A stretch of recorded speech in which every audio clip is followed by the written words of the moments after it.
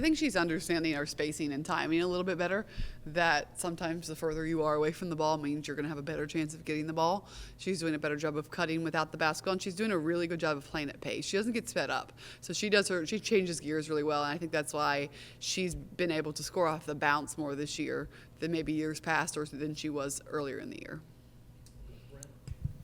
As a follow-up to that, how much better has your spacing got, particularly as you started driving the ball to the rim a little bit more in the back half of league play here? How much better is your offensive spacing? Yeah, I think the spacing is better. We still have times. I think it was the last game where we still had times where we all are just standing in a line, and we want our corners to be filled.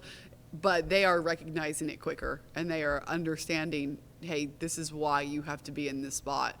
Our gaps could still be a little bit better. That way it would give us bigger room to drive. I think we still have some people that clog those gaps. At this point in the year, I guess, where's like the team's conditioning at? Do they have the legs under them that you'd expect? I know no one's kind of at 100% conditioning right now, but do you feel like they have kind of enough in the tank? I think we're better than we were. I think before our bye week, we were maybe a little bit out of shape. And we're banged up, we're sore, just like every other team in the country right now. But I think fitness, heart rate-wise, we're in a good spot. You've talked about this a little bit before, but how much with Jewel is her teammates realizing that if they're open or she's open, maybe she should take the open three, or kind of realizing what everybody's role is? Yeah, I think we're getting better there, and I think our communication is also getting better. Our decision-making at times, a lot of times, is not great, and it helps when you have someone calling for the ball. And so if you have a choice and the game's coming at you a little too fast and you hear Jewel right beside you, it's a no-brainer to throw the ball.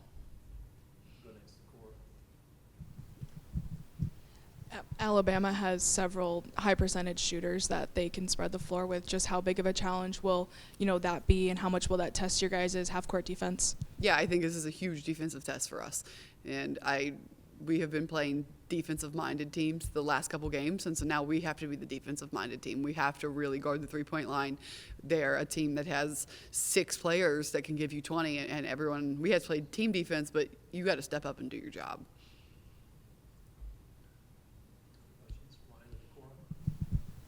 When Ole Miss went to their full court press, it looked like it bothered you guys. Is that concerning at this point in the year that you haven't been able to kind of figure out opposing full court presses? I don't necessarily know, but we were prepared for that press. We get pressed more than any team in the country because we press each other every day in practice.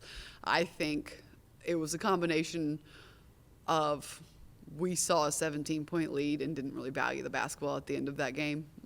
Presses for the most part, when we settled down and played under control and got in the right spots, we scored layups on the back end. We just needed to be a little bit more deliberate and patient. Jewel said Sunday she felt like the team is pretty locked in. When I asked her about just where she kind of felt like the team's mentality is, how would you compare them to, from when you guys started SEC play before that, massive gauntlet of ranked teams where you had to go through some heartbreakers? Just how would you kind of compare their mentality now to where it started at the beginning of conference play? Yeah, I do think there's a realization that it's almost over. I think we have a lot of seniors left, and we have 4 games. And when you're a senior and have a senior-heavy team, and your lasts are coming closer and closer of you only have a few more Monday practices, you only have a few more home games, you only get to wear this uniform one more time, everything starts to mean a little bit more. And, Coach, along those same lines, how hard is it this time of year not to look at that big picture and keep taking that one game at a time approach? Yeah, I think that's hard too. I think that it's been nice to be at home. You can kind of just get through your home stretch and then maybe turn the page. And Alabama is a really good team. I mean, we're going to play the 18th ranked team in the country coming in here. And so that's not something you can overlook or try to look big picture. You just got to look at the next game. You mentioned, I think maybe last week too, it's like we either could have beaten a top 5 team or we got to win the rest of the way out. How much is that still playing into the mentality and practice when maybe you do look a little bit ahead and realize you're kind of that bubble team to host? Yeah, I think, again, you just take care of business one game at a time. It's not a league, and we've talked about this. It's not a league where you have a bum that you're going to play. You got to show up and play every night. So every game is actually a big game. When I was at lower levels, maybe you had to fabricate some things and hype up an opponent on the road. This is not the scenario. I mean, all of these teams can whip you if you're not ready.